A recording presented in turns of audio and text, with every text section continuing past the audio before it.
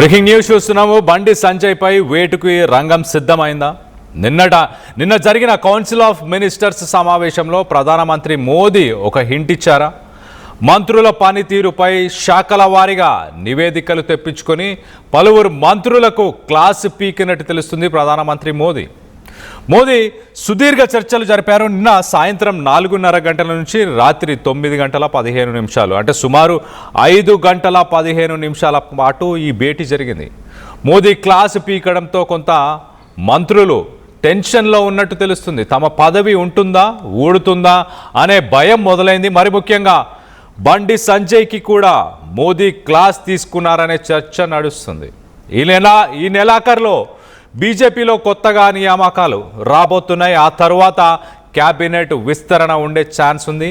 మరి కేంద్ర మంత్రి వర్గంలో భారీగా మార్పులు చేర్పులు జరగబోతున్నాయంటూ వార్తలు వస్తున్నాయి. సుమారు 25 నుంచి 30 మంది మంత్రుల మార్పులు చేర్పులు జరగబోతున్నాయి. మరి అవే శాఖలు మళ్ళీ ఇస్తారా, ఇతర శాఖలు ఇస్తారా, లేకపోతే పూర్తిగా మంత్రిత్వ క్యాబినెట్ ఎక్స్పాన్షన్ నుంచి మొత్తంగా మంత్రి పదవినే తీసేస్తారా అని ప్రస్తుతానికి చర్చ నడుస్తుంది. నిన్న మొత్తంగా చూస్తే కనుక 35 మంది ఇండిపెండెంట్, అలాగే 36 మంది సహాయక మంత్రులు, అలాగే 30 మంది మంత్రులు, మొత్తంగా 91 మంత్రులు విత్ దేర్ సెక్రటరీస్, రెస్పెక్టివ్ సెక్రటరీస్తో పాటు నిన్న కౌన్సిల్ ఆఫ్ మినిస్టర్స్ మీటింగ్లో వీళ్ళందరూ పాల్గొన్నారు. మరోపక్కన పార్లమెంట్ సెక్రటరీ ఆయన చాలా క్లియర్, క్యాబినెట్ సెక్రటరీ కూడా ఆ నివేదికలన్నీ కూడా చూశారు. అంటే మంత్రులు ఎలా పనిచేస్తున్నారు, ఏమి ఇష్యూస్ ఉన్నాయి, వాళ్ళ వల్ల ప్రభుత్వం పైన ప్రజల్లో ఎలాంటి ఒపీనియన్ ఉంది అంటూ కూడా వాళ్ళు చూసినట్టు తెలుస్తుంది. మొత్తం మీద దీనికి సంబంధించి డీటెయిల్గా అప్డేట్ తీసుకునే ప్రయత్నం చేద్దాం. ఇటు మా ప్రతినిధి శ్రీధర్ ఉన్నారు, శ్రీధర్తో మాట్లాడి తెలుసుకునే ప్రయత్నం చేద్దాం.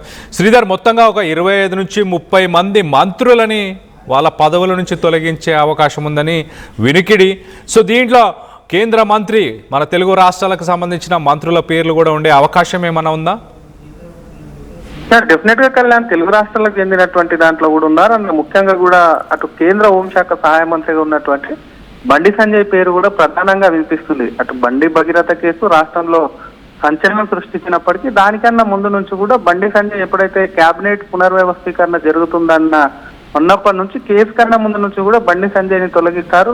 అటు పార్టీకి సంబంధించినటువంటి రాష్ట్రంలో కొంత కీలక పదవి కూడా ఇచ్చేటువంటి ఛాన్స్ ఉంటుందన్న ప్రచారం జరిగింది. కానీ నిన్న జరిగినటువంటి మినిస్టర్ ఆఫ్ కౌన్సిల్ మీటింగ్ లో క్లియర్ కట్ గా కూడా ప్రధాని నిన్న 4:30 ప్రాంతంలో ప్రారంభమైనటువంటి మీటింగ్ దాదాపుగా 9:30 వరకు, అంటే దాదాపు 5 గంటలు జరిగింది. ఈ మీటింగ్ కు సంబంధించినటువంటి వివిధ మంత్రిత్వ శాఖల పైన కూడా ఆయన రివ్యూ చేశారు. ఎక్కడెక్కడ ఏ పనులు పెండింగ్ ఉన్నా, ఇంకా చేయాల్సినవి ఏంటని చెప్పి చాలా మంది మంత్రుల మీద అసంతృప్తి వ్యక్తం చేయడమే కాకుండా దాన్ని వేగం పెంచాలని చెప్పారు. దాంట్లో క్లియర్ కట్ గా కూడా ఒక ఇండికేషన్ ఇచ్చారు. ఏ డిపార్ట్మెంట్ కి సంబంధించినటువంటి వివిధ శాఖలకు సంబంధించినటువంటి దాంట్లో కూడా ప్రధాని, ఎందుకంటే కేబినెట్ పునర్వ్యవస్థీకరణ అనేది కూడా వచ్చే నెల జరుగుతుంది. ఈ నెల చివరి వరకు కూడా అటు బీజేపీ నేషనల్ ఆఫీస్ బేరర్లు వేస్తుంటారు. పార్టీకి సంబంధించి ఇంకా కొత్తగా నితిన్ నబీన్ అధ్యక్షుడు నియామకమైనంత అనంతరం కూడా ఇంకా ఆఫీస్ బేరర్లకు సంబంధించి కూడా అటు ఇంకా నియమించలేదు. దానికి సంబంధించి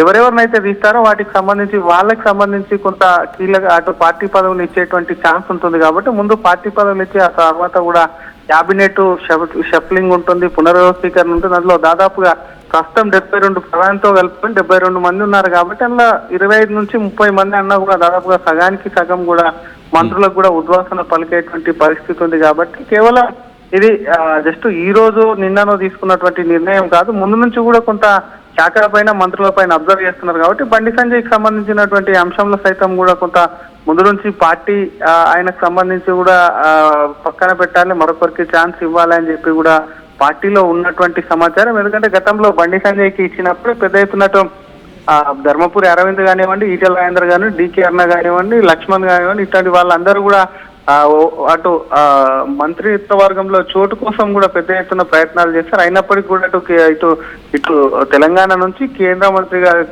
కిషన్ రెడ్డి, బండి సంజయ్ ఉన్నారు. కాబట్టి ప్రస్తుతం ఉన్నటువంటి ఈ పరిస్థితుల్లో ఒకవేళ బండి సంజయ్ని ఇస్తే ఎవరిని పెడతారు? ఎందుకంటే ఇందాక చెప్పినటువంటి పేర్లలో ఇంకా నలుగురు కూడా నలుగురు ఉన్నారు కాబట్టి మరి నలుగురిలో ఈటెల్ల లేదా అరవింద్ లేదా బీసీ సామాజిక వర్గానికి ఇస్తే వీళ్ళు ఉంటారని చెప్పి కూడా పెద్ద ఎత్తున చర్చ జరుగుతుంది. మరొక పక్క కిషన్ రెడ్డిని మాత్రం తొలగిస్తే మాత్రం డెఫినెట్ గా ఆ ప్లేస్ లో మహిళా మరియు రెడ్డి సామాజిక వర్గానికి చెందినటువంటి డీకేఆర్ ఉంటుందని చెప్పి ఉన్నటువంటి పరిస్థితి కూడా పార్టీ వర్గాల్లో చర్చ జరుగుతుందని చెప్పొచ్చు. మనం క్లియర్ కట్ గా బండికి సంబంధించిన అంశంలో కేవలం అటు జాతీయ పార్టీ కాదు ఇటు రాష్ట్రంలో సైతం కూడా ప్రతి బీజేపీ కార్యకర్త కూడా అటు బీజేపీ కార్యకర్తకు సంబంధించి కూడా అయోమయంలో కొంత ఉన్నటువంటి పరిస్థితి. మంత్రివర్గం నుంచి తప్పిస్తారని కూడా చర్చ జరుగుతుంది. గతంలో మంత్రివర్గం నుంచి తప్పించిన రాష్ట్రంలో కీలకంగా బాధ్యతలు అది కూడా రాష్ట్ర అధ్యక్షుడు ఇస్తారేమో అని చెప్పి ఆయన అనుచరులు కానివ్వండి, ఆయన అభిమానుల్లో కానివ్వండి, కొంత పార్టీ కార్యకర్తల్లో సైతం కొంత వారికి సంబంధించి కొంత నమ్మకంగా ఉండేది. కానీ బండి భగీరథ కేసుకు సంబంధించిన ఇష్యూ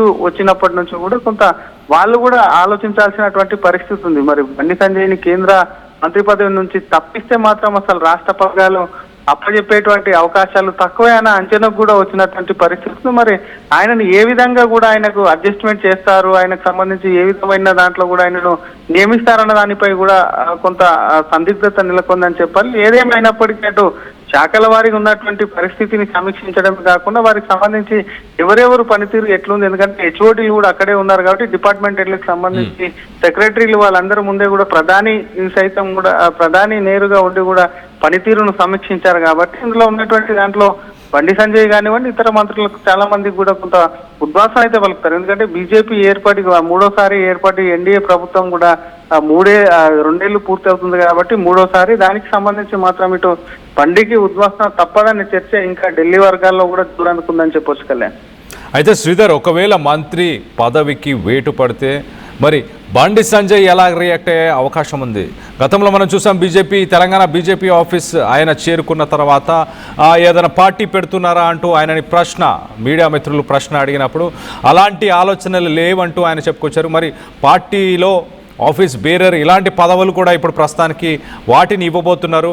మరి కేంద్ర మంత్రి పదవుల్లో ఉన్న వాళ్ళని ఈ ఆఫీస్ బేరర్ పదవుల్లోకి మార్చిన తరువాత వాళ్ళని మళ్ళీ క్యాబినెట్ ఎక్స్పాన్షన్ మరి దాని తర్వాత జరిగే అవకాశం ఉందా? ఎలాంటి పదవులు ఇచ్చే అవకాశం ఉంది ఒకవేళ బండి సంజయ్ని కేంద్ర మంత్రి పదవి నుంచి తొలగిస్తే కనుక? డెఫినెట్ గా ఏదో ఒక పదవి బండి సంజయ్కి సంబంధించిన అంశంలో ఎక్కడో ఒక దగ్గర అడ్జస్ట్మెంట్స్ చేసేటువంటి అవకాశాలు ఉన్నాయని చెప్పి కూడా బీజేపీ వర్గాల్లో చర్చ జరుగుతున్నప్పటికీ కొంత స్పందించదని ఇందాక చెప్పుకున్నట్టు కేసుకు సంబంధించి బండి భగీరథ కేసుకు సంబంధించినటువంటి అంశం వచ్చింది. కొంత ఆయనకు సంబంధించి కొంత కుటుంబానికి సంబంధించిన వ్యవహారం అయినప్పటికీ ఆయన సిచ్యువేషన్